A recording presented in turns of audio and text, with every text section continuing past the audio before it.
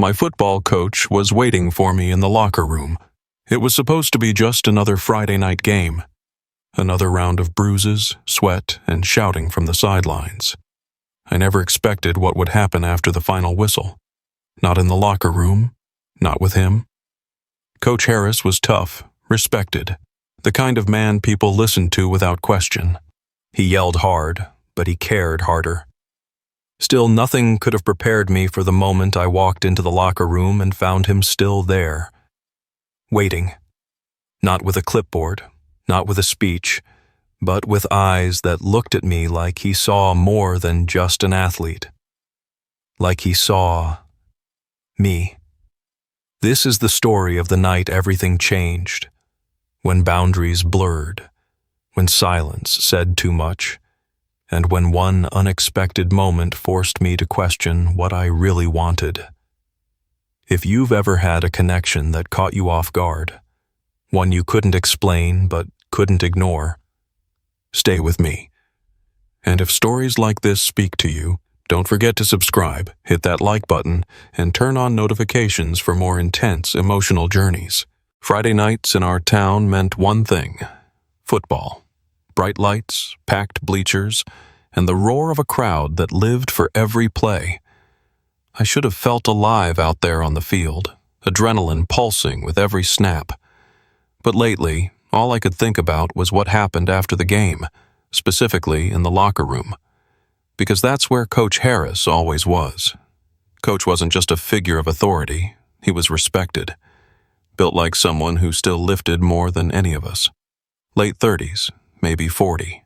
Sharp jawline, deep voice, those calm eyes that always seemed to notice more than they let on. He never played favorites, never crossed a line. Except, maybe with me. It started small, a glance that lasted a second too long. His hand on my shoulder during drills, firm and steady. Phrases like, "You're different out there, you know." Focused. I told myself it meant nothing. I wanted it to mean nothing. But it didn't. That night, we won by a single touchdown. The team erupted, helmets flying in the air, players tackling each other in celebration. I smiled, cheered, let the noise swallow me, but I wasn't really there. I was thinking about him. After the game, the locker room was chaos. Music blaring, guys shouting, tossing sweaty jerseys, someone spraying deodorant into the air like it was cologne. I kept my head down, peeled off my gear, and tried to act normal. Until I realized something. He wasn't there. Coach usually walked through after the final play, offering gruff praise, clapping backs, barking reminders for Monday drills. But tonight, nothing. Strange. I took my time in the showers, half hoping he'd show up. He didn't. Everyone else cleared out fast, off to late-night food or parties. I stayed behind, claiming I had to rewrap my ankle, but really I just wasn't ready to leave. The locker room was almost silent now. Lights dimmed, water dripping in the distance. I was the only one left, or so I thought. I turned the corner to grab my bag from the bench, and there he was, Coach Harris, standing near the lockers, alone.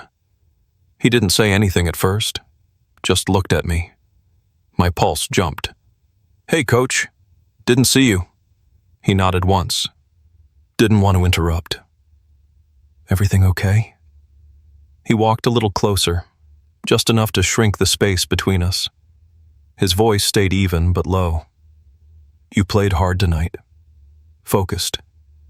I smiled nervously. "Thanks."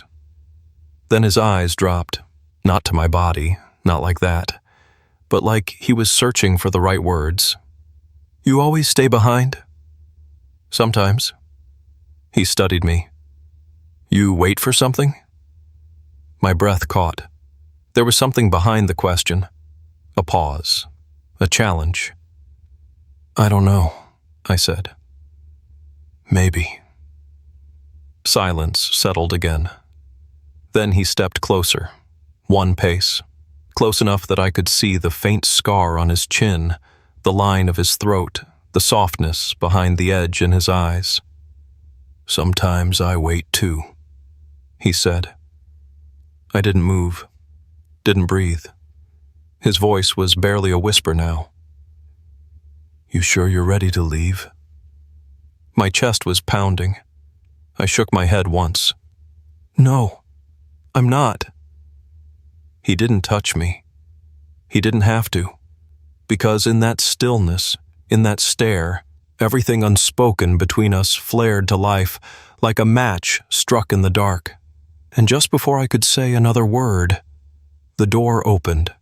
A janitor stepped in, pushing a cart, looking startled. Coach took a quick step back, clearing his throat, returning to his neutral mask. I grabbed my bag fast, heart in my throat, trying to act normal, whatever that meant now. "Night, Coach," I said. "Night," he answered, eyes lingering just a second too long. But that second said everything. I didn't sleep much that night. Every time I closed my eyes, I saw him standing there, still, unreadable, saying just enough to stir something deep inside me, but not enough to make it real. That look in his eyes before the janitor came in? It wasn't nothing. I know what I felt. And yet, the moment vanished like steam. By morning, I started second-guessing everything.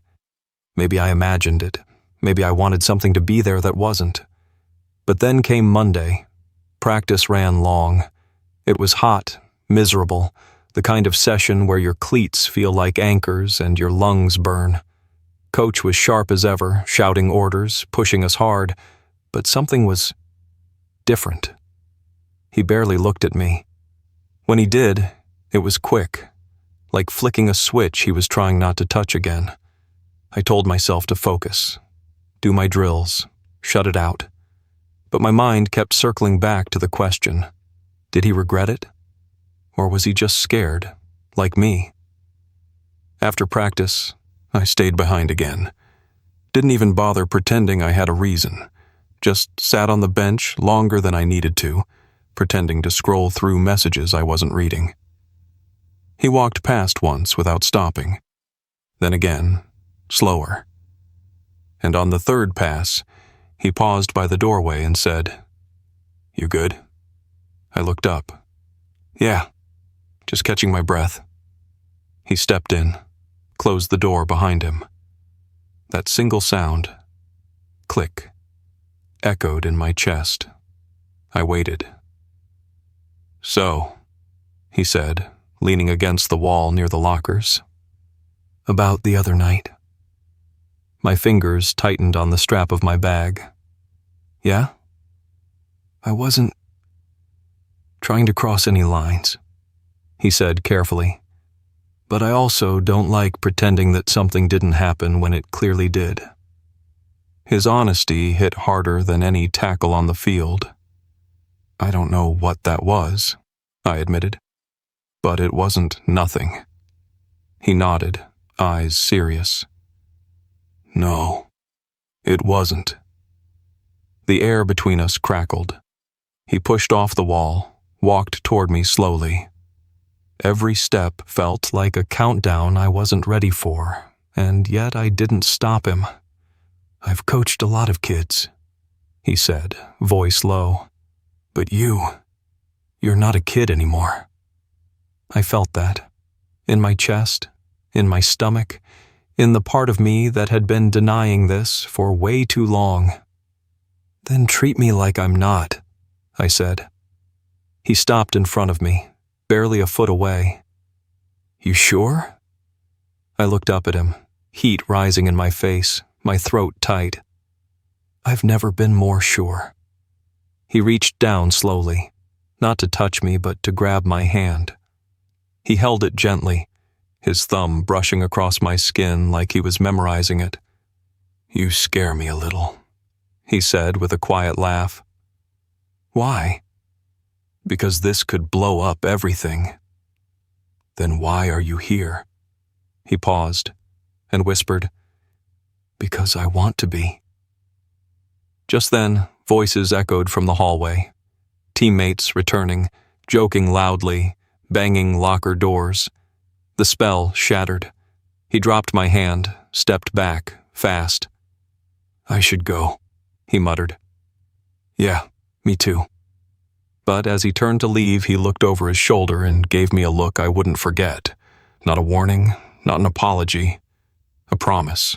The rest of the week passed like a blur. I ran drills, I hit the gym, I studied film, but none of it stuck. Because every time Coach Harris entered the room, my world narrowed to just him. It wasn't the same anymore. He didn't say much, didn't single me out in practice, but I caught the way his eyes found me when he thought I wasn't looking. The way he lingered just a second longer when we crossed paths. The silence between us wasn't awkward. It was charged, like something waiting to detonate. Friday came again, another home game. We won, big this time, but I barely remember the final score. I remember the locker room after, the team celebrating, music blasting, guys tossing jerseys and snapping towels. I tried to join in. I laughed, shouted, slapped backs, but I was just waiting for the room to clear. For the moment, we might be alone again. Eventually, they filtered out, one by one, until the music died, and only the sound of dripping showers and humming lights remained. I sat on the bench, pretending to lace my cleats. And then, just like before, I heard his voice. "You stayed behind again." I turned around. He was standing in the doorway, arms crossed, looking calm, but not distant. "Old habit now," I said, shrugging. He stepped into the room, shutting the door behind him. No click this time, just silence. "I shouldn't be here," he said. "Then why are you?" I asked. He didn't answer, just walked toward me, steady, eyes on mine the whole time.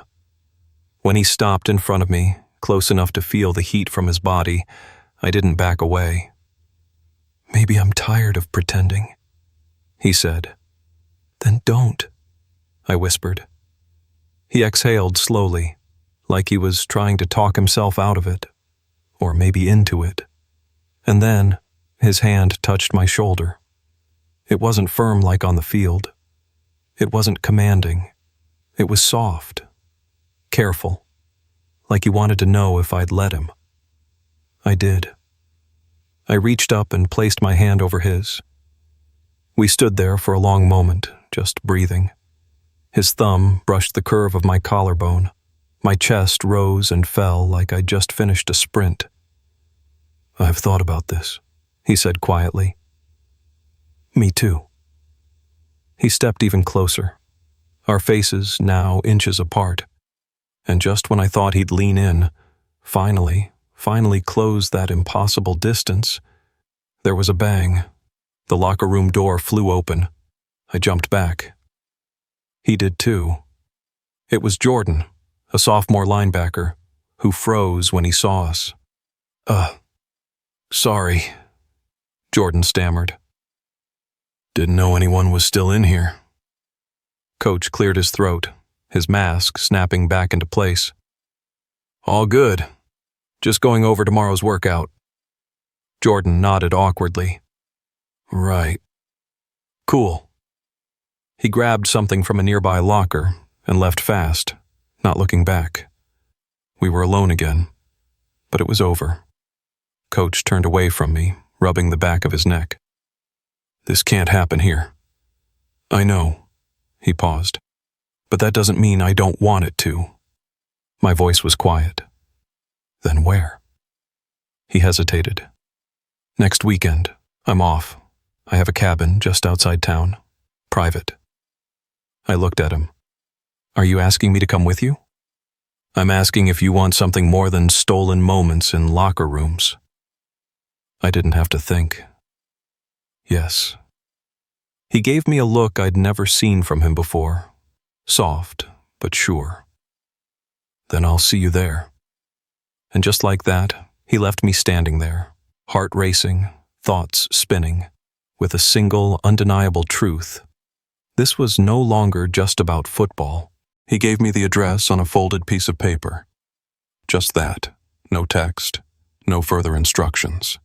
Like he was testing whether I'd actually show up. And I did.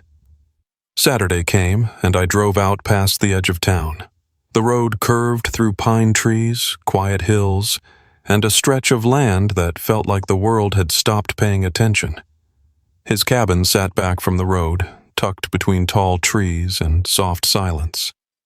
No neighbors, no school, no lines. I pulled into the gravel driveway and turned off the engine. For a moment, I just sat there, my hand gripping the keys, my breath shallow. The truth was, I didn't know what was waiting for me inside. A conversation? A line crossed? A door slammed shut? Then the cabin door opened, and he stepped out. Coach Harris.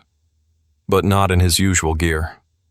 He wore a hoodie and jeans, hair slightly messy, face more relaxed than I'd ever seen it.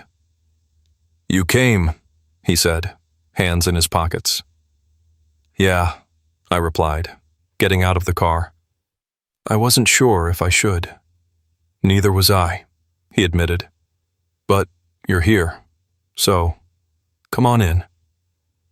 The inside was warm, wood-paneled, with soft light filtering through the windows. It smelled like coffee and pine. There was a fire going in the small stone fireplace and a couch facing it. He handed me a mug without asking what I wanted. "Black coffee, right?" I smiled. "You remember?" He nodded and sat across from me, silent for a moment.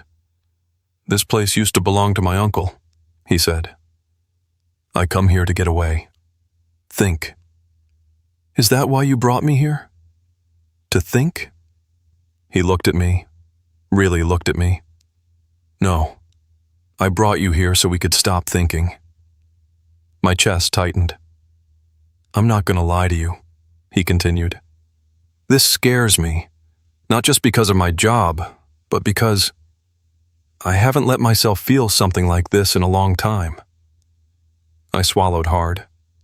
"And do you?" He leaned forward slightly. "I do. I don't know what it is yet, but it's real." The room went quiet except for the pop of the fire. Then I did something I hadn't planned. I crossed the space between us and sat beside him on the couch. Not close, not yet, but enough that our knees touched. I turned to him slowly. "I don't need it to be perfect," I said. "But I need it to be honest." His eyes softened. "I can do that." And then, slowly, with all the silence in the world wrapped around us, he reached up and touched the side of my face. I leaned into it. His thumb brushed my cheekbone. My hand found his chest, and I could feel the rhythm of his heart, faster than I expected. He kissed me. Finally. It wasn't rushed. It wasn't hesitant. It was deliberate. Like he'd thought about this moment for weeks, maybe longer, and had finally given himself permission to stop holding back. I kissed him back. And in that moment, everything faded. The team, the school, the fear. It was just two people in a cabin in the woods, learning how to be more than what they were told to be. When we pulled apart, he stayed close. His forehead touched mine. "You okay?" he whispered. "Yeah," I breathed. "Are you?" "I will be." We sat there for a long time, tangled in silence. But even then, I knew something was waiting on the other side of that door. A world that might not be as kind. Still, as he held my hand by the fire, I realized something. For the first time in a long time, I wasn't afraid to be seen. We didn't talk about what happened at the cabin when we got back. At practice, everything was like before. Drills, orders, stopwatch clicks, and Coach's voice barking across the field like nothing had changed. Except it had. Every look he gave me held something heavier. Every silence between us stretched longer. And I could feel it. the space tightening around us. Then came the whispers. It started with a hallway glance, then a locker room comment I wasn't meant to hear. "Coach spends a lot of time with him, huh? Kind of weird, isn't it?" It hit like a blindside tackle. I wanted to ignore it, pretend we were invisible. But we weren't. People were starting to see, and not everyone liked what they thought they saw. I sat alone in the bleachers after a late practice, sweat drying on my skin, trying to breathe through the storm in my chest. He found me there. "Someone said something to you," he guessed. I didn't deny it. "They're starting to talk, Coach." He looked at me for a long time, jaw tight. "I can take the heat," he said, "but I won't let it burn you, too." "You think I regret it?" I asked. He paused, then shook his head. "I think you don't fully realize what it might cost." I stood, meeting his gaze. "I'd rather lose comfort than lose you." That silenced him. He stepped closer, slowly, like he was afraid of being seen even now.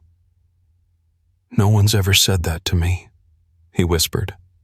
And then, for just a second, his fingers brushed mine again. That night we didn't kiss, but that touch meant more.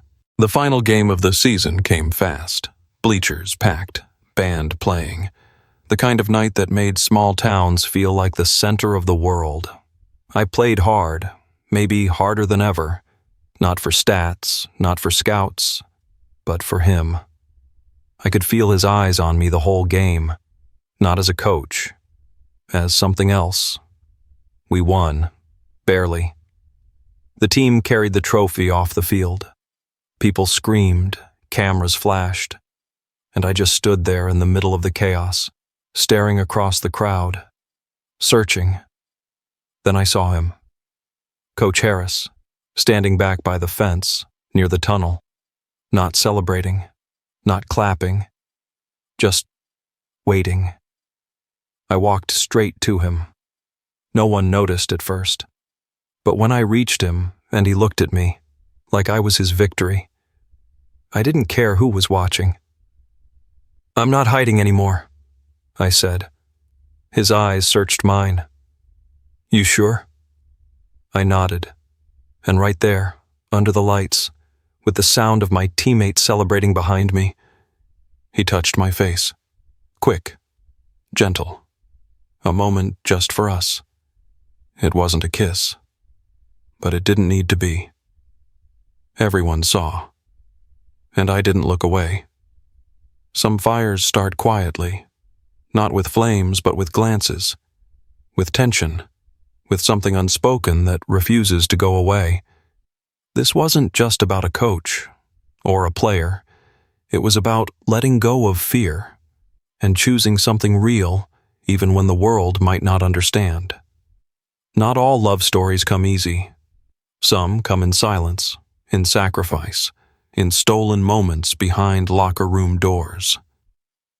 But the ones that matter, they always find the light. Have you ever loved someone you weren't supposed to? Share your story in the comments.